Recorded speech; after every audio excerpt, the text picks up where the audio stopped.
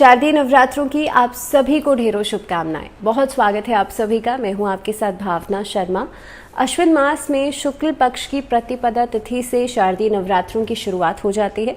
वैसे तो साल भर में 4 बार नवरात्रि आते हैं, 2 बार गुप्त नवरात्रि और 2 बार प्रत्यक्ष नवरात्रि होते हैं, जिसमें कि हम माँ दुर्गा के 9 स्वरूपों का आवाहन करते हैं, माँ शक्ति का आवाहन करते हैं। माँ के अलग अलग स्वरूपों को हर दिन में हम पूजते हैं और उनकी आराधना करते हैं। अब इस बार जो शारदीय नवरात्रे हैं वो शुरू हो रहे हैं 15 अक्टूबर से लेकर के 23 अक्टूबर को, और 24 अक्टूबर को रहेगी विजयदशमी यानी कि दशहरा यानी कि बुराई पर अच्छाई की जीत। और इसी दिन भगवान राम ने रावण का वध किया था। तो एक तरीके से हम इस वीडियो में बात करने वाले हैं कि इस बार जो मुहूर्त है वो क्या रहेगा, घट स्थापना का। घट स्थापना आप कैसे करेंगे, कौन कौन सी तिथि पर कौन कौन सी देवी की आराधना पूजा आप कर सकते हैं। और साथ ही में देखिए, वैसे तो मैं कोशिश करूंगी कि हर नवरात्र के लिए अलग अलग से वीडियो बनाई जाए और मैं बना पाऊँ, लेकिन हाँ, इस वीडियो में काफ़ी हद तक मैं घट स्थापना जो है, टाइमिंग जो है उसकी बात करेंगे, कैसे विधि होनी चाहिए पूजा की, उसके बारे में हम बात करेंगे। और साथ ही में माँ की सवारी इस बार क्या रहेगी। तो दिन के हिसाब से जो माँ की सवारी है वो रहती है, इस बार जो शुरुआत हो रही है नवरात्र की उदय तिथि के हिसाब से, देखिए 15 अक्टूबर जो है, 15 अक्टूबर से नवरात्र इस बार शारदीय मास के वो रहेंगे। और अगर हम बात करें माँ की सवारी की, तो इस बार माँ की सवारी हाथी पर रहेगी। हाथी पर होने की वजह से आप देखेंगे कि बहुत ज़्यादा वर्षा इस बार आपको देखने के लिए मिलेगी। दूसरी बात यह है कि जो माँ का प्रस्थान होगा, अब आवाहन तो हाथी पे है, और लेकिन जो माँ का प्रस्थान होगा वो भैंसे पर होने की वजह से रोग और शोक की जो स्थिति है वो बन सकती है कुछ समय के लिए।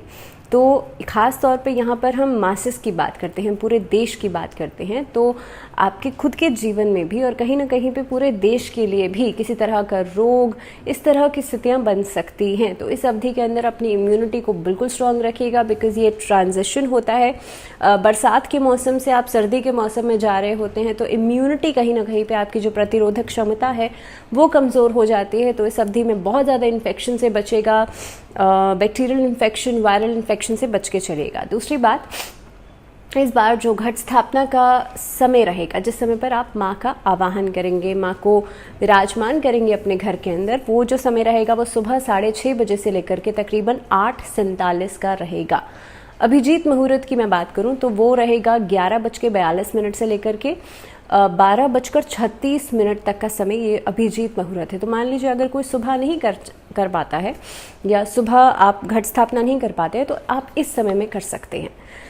अब आपको घट स्थापना करनी कैसे उसको समझ लेते हैं। तो देखिए, सुबह उठ करके नवरात्र के सुबह जिस दिन प्रतिपदा तिथि है, आप माँ शैलपुत्री का आवाहन करेंगे। तो माँ शैलपुत्री का आवाहन कैसे करना होगा, आपको सबसे पहले सुबह स्नान आदि से निवृत्त होने के बाद आपको घर के उत्तर पूर्व की दिशा में, जिसे ईशान कोण कहते हैं, जिसे हम नॉर्थ ईस्ट डायरेक्शन कहते हैं, उत्तर पूर्व की दिशा में आपको एक लाल आसन बिछाना है। उससे पहले उस जगह को साफ सुथरा कर लीजिएगा, गंगा जल के छिड़काव से आप उसे शुद्ध कर लीजिएगा उस जगह को।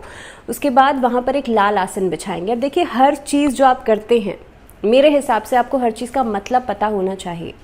लाल आसन हम क्यों बिछाते हैं? लाल सबसे पहली चीज़ तो शुभता का रंग है। लाल और पीला ही, दोनों ही रंगों को हम कंसिडर करते हैं, ये शुभता के रंग माने जाते हैं। और लाल जो है वो शक्ति का प्रतीक है। लाल ही हमारे बेस चक्र को रिप्रेजेंट करता है, हमारा जो रूट चक्र है, जिस पर हमारा पूरा जीवन आधारित होता है। रूट चक्र से आप जानते हैं बहुत सारी चीज़ें जुड़ी होती हैं, हमारा अस्तित्व जुड़ा होता है। इसीलिए, और ख़ास तौर पे लाल रंग माँ लक्ष्मी का भी होता है। माँ लक्ष्मी के आप कई सारे विग्रहों में देखेंगे कि माँ लक्ष्मी के वस्त्रों का रंग लाल है। और लाल रंग जो होता है वो वेल्थ को अट्रैक्ट करता है, पैसे को, मनी को अट्रैक्ट करता है। तो कहीं ना कहीं पे इस तरीके से आप ये चीज़ समझ सकते हैं कि लाल रंग का इस्तेमाल हम यहाँ पर क्यों कर रहे हैं। और सबसे ज़रूरी बात तो देखिए, लाल रंग शक्ति का सूचक भी माना जाता है। तो लाल रंग का आसन आप माँ दुर्गा के आगे बिछाएं। लाल रंग का आसन आप घर के उत्तर पूर्व की दिशा में बिछाएंगे। उसके बाद वहाँ पर आप एक माँ दुर्गा का विग्रह स्थापित कीजिएगा, जिसमें कि माँ दुर्गा शेर की सवारी कर रही हैं। या अगर आप कोशिश कीजिए, आप अष्टलक्ष्मी का चित्र लगाना चाहते हैं तो वो भी आप लगा सकते हैं, उनकी पूजा भी आप कर सकते हैं। तो माँ दुर्गा के अलग अलग स्वरूपों का आप आवाहन क्योंकि कर रहे हैं, तो अगर आपको अलग अलग स्वरूपों का विग्रह मिल जाए, यानी कि माँ शैलपुत्री, माँ ब्रह्मचारिणी, माँ चंद्रघंटा, कूष्मांडा, स्कंद माता, कात्यायनी, कालरात्रि और महागौरी और माँ सिद्धिदात्री, अगर इन सभी स्वरूपों का, इन 9 स्वरूपों का अगर आपको चित्र मिल जाए तो आप उनका भी चित्र लगा सकते हैं। नहीं तो आप सिर्फ माँ दुर्गा का चित्र जो है वो आप लगा सकते हैं, उनका विग्रह लगा सकते हैं। अब आपने क्या करना है, क्योंकि जब नवरात्र का समय होता है, चाहे वो चैत्र के नवरात्रि हो, चाहे वो अश्विन मास के नवरात्रि हो, हम क्योंकि हमारा कृषि प्रधान देश है तो यहाँ पर खेती की जाती है, यानी कि जो जौ होते हैं उसको आप बोते हैं। और जौ की जब खेती होती है तो उस समय पर आप देखते हैं कि जितनी अच्छी आपकी जौ की खेती होगी उतनी ही अच्छी खुशहाली, उतनी ही सुख समृद्धि आपके घर में भी बढ़ेगी। तो इसीलिए आपको क्या करना है, एक मिट्टी का पात्र लेना है। मिट्टी का पात्र कोशिश कीजिएगा बड़ा होना चाहिए, उसके अंदर आप मिट्टी डालेंगे और उसके अंदर आप जौ जो है उसको बो देंगे। जौ बोने के बाद उसी के अंदर आपको कलश रखना है। कलश मिट्टी का होना चाहिए। कलश के मुख पर, चारों तरफ मुख पर आप अशोक के पत्ते या आम के पत्ते लगा सकते हैं। उसके ऊपर आप नारियल रख देंगे, नारियल जटा वाला होना चाहिए। और नारियल के ऊपर कोशिश कीजिएगा चुनरी आप ज़रूर लपेट दें, लाल रंग की चुनरी कोई भी आप नारियल के ऊपर लपेट देंगे। उसके बाद आप उसके ऊपर कुछ पैसे, कुछ जो भी दक्षिणा आप रखना चाहें वो रख दीजिएगा। और वो जो कलश है वो जल से भरा हुआ होना चाहिए। उसमें एक सुपारी, थोड़े से अक्षत और थोड़ी सी रोली ज़रूर डाली होनी चाहिए, क्योंकि जब भी आप कलश रखते हैं तो कलश की भी मैं बताऊंगी आपको कि कलश का मतलब क्या होता है। तो देखिए, आपने यहाँ पर मिट्टी का पात्र रखा, उसमें जौ बो दिया, उसका मतलब आपने समझ लिया, क्योंकि ये हमारे घर में जो सुख समृद्धि है उसको रिप्रेजेंट करता है। लेकिन वहीं पर अगर आप कलश की स्थापना करते हैं, जब भी हम कलश की बात करते हैं तो आप ब्रह्मा, विष्णु, महेश का आवाहन कर रहे हैं, आप तीनों देवों का आवाहन कर रहे हैं। दूसरी बात, यहाँ पर देवी दुर्गा की तो आप पूजा कर ही रहे हैं, लेकिन साथ ही साथ में जो कलश है उसके अलग अलग भागों में ब्रह्मा, विष्णु, महेश का वास होता है। इसीलिए सभी देवी देवताओं का आवाहन उस समय पर आप करेंगे। कलश जब जल से भर जाता है तो वो कहीं ना कहीं पे हमारे पंच तत्वों को भी रिप्रेजेंट करता है। और जिस समय पर हम पूजा करते हैं तो देखिए, जो हमारे पंच तत्व हैं वो तभी बैलेंस होते हैं। कलश के अंदर मिट्टी का पात्र है वो, तो वो हमारी जो अर्थ वाला एलिमेंट है उसको बैलेंस करेगा। जो हम दीपक जलाएंगे वो आग वाले एलिमेंट को बैलेंस करेगा। तो इसी तरीके से अलग अलग 5 तत्व जो हैं वो बैलेंस होते हैं। दूसरी बात, अब यहाँ पर आपने कलश स्थापना जो है वो कर दी है, और कलश स्थापना आपको करनी है माँ दुर्गा की या तो बिल्कुल आप सामने की तरफ करेंगे या फिर थोड़ा सा नॉर्थ की तरफ करेंगे, क्योंकि जल का स्थान वास्तु के हिसाब से उत्तर दिशा मानी गई है।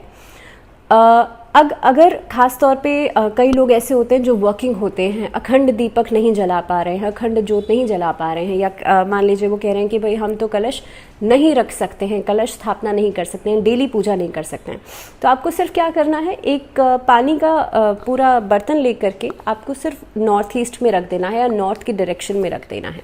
उससे भी आपका, क्योंकि वो जल का स्थान है, वो यहीं से हम कुबेर का स्थान भी होता है, और जल को हम कहीं ना कहीं पे पैसे से रिलेट करते हैं, तो यहाँ से पैसा भी आता है अगर यहाँ पर जल भरा हुआ रखता है। इसीलिए हम जब भी पूजा करते हैं तो वहाँ पर नॉर्थ की डायरेक्शन में हमेशा एक जल का लोटा होता है। अब दूसरी बात, आपने यहाँ पर कलश स्थापना कर दी है, उसके बाद आपको माँ दुर्गा के सामने, उनके समक्ष एक गाय के घी का अखंड दीपक जलाना है। गाय के घी का होना चाहिए, और उसमें जो बत्ती आप लगाएंगे वो लाल रंग के कलावे की होनी चाहिए। अगेन वही इसका मैसेज है कि लाल रंग का इस्तेमाल तो हम इसीलिए कर रहे हैं कि भाई वो शक्ति का प्रतीक है। दूसरी बात, जब हम अखंड दीपक जलाते हैं इन 9 दिनों के अंदर, तो आप इस चीज़ को समझिएगा, क्योंकि कई लोग बहुत ज़्यादा मिस इंटरप्रेट करते हैं इस चीज़ को। वो 9 दिनों में माँ दुर्गा की स्वरूपों का आवाहन तो करते हैं, लेकिन उसके पीछे का मैसेज नहीं समझते हैं। माँ दुर्गा के अलग अलग अध्यायों का पाठ हम करते हैं दुर्गा सप्तशती के अंदर, किस तरह से माँ ने अलग अलग राक्षसों का वध किया है।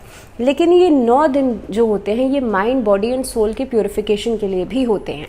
आप सामने वाले की बुराई ढूंढने से पहले आप अपने अंदर की बुराई ढूंढिए। दैट मीन्स ये 9 दिन जो होते हैं हमें अपने अंदर की बैड एनर्जीज, अपने अंदर की जो नकारात्मकता है उसे खत्म करने के लिए बहुत ही खास समय होता है।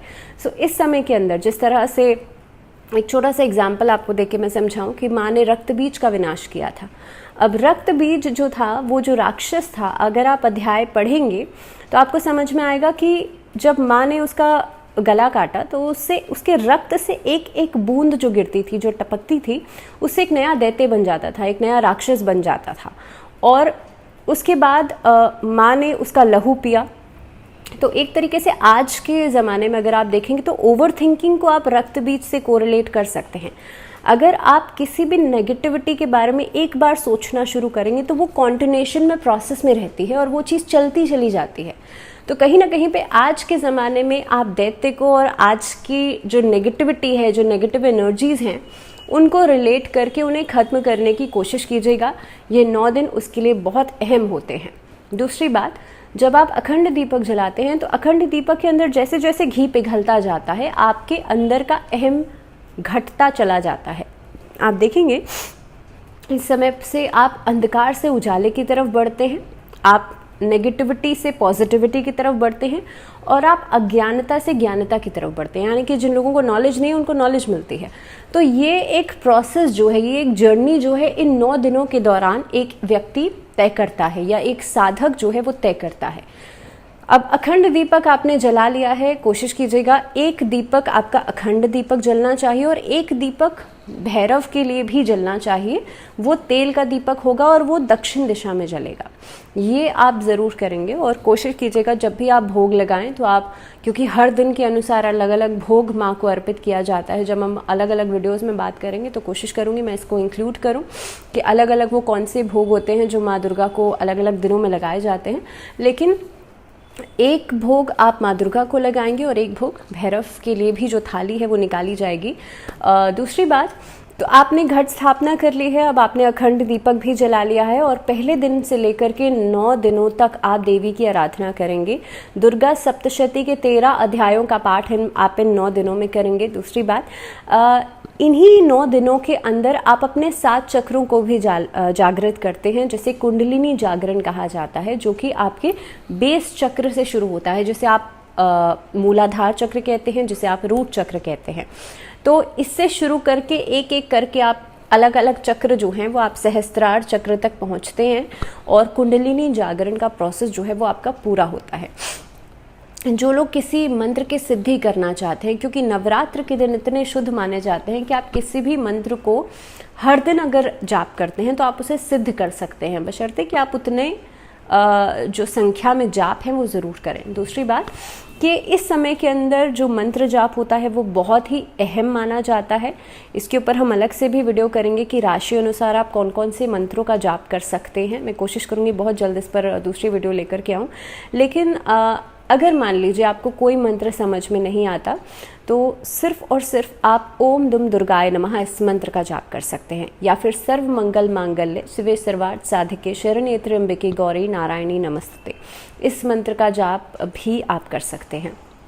तो ये कुछ मंत्र हैं, इनका जप आप किसी भी राशि के हों आप बिल्कुल कर सकते हैं। अगर आपको आपकी राशि नहीं पता तो आप कर सकते हैं। कुछ खास उपाय हैं जो कि इस समय पर किए जाते हैं, उनके बारे में भी हम बात करेंगे। लेकिन देखिए, इस समय के अंदर आपको कोशिश ये करनी चाहिए, आप खुद को शुद्ध रखें। आप किसी भी तरीके की नकारात्मक सोच अपने दिमाग में नहीं रखें। आप नॉनवेज का सेवन नहीं करें, अगर आप खाते हैं तो आप अल्कोहल का सेवन नहीं करें। और ख़ास तौर पर जो लोग फास्टिंग कर रहे हैं उनके लिए तो देखिए वो जाहिर सी बात है व्रत रखेंगे ही, लेकिन अगर जो लोग नहीं भी कर रहे हैं उनके लिए भी ज़रूरी ये है कि इस समय पर जितना ज़्यादा शुद्ध रखेंगे खुद को उतना ही आपके लिए बेहतर रहेगा। सो इसी के साथ इस वीडियो में फ़िलहाल इतना ही। नवरात्र से जुड़ी हुई बाकी वीडियोस के लिए भी मैं कोशिश करूँगी बहुत जल्दी वो वीडियोस लेकर के आऊँ। So stay tune with this channel. और अगर आपका कोई सजेशन, अगर आप चाहते हैं कि पर्टिकुलरली किसी टॉपिक के ऊपर नवरात्र से जुड़ी हुई मैं वीडियो बनाऊं, so you can always welcome to comment below.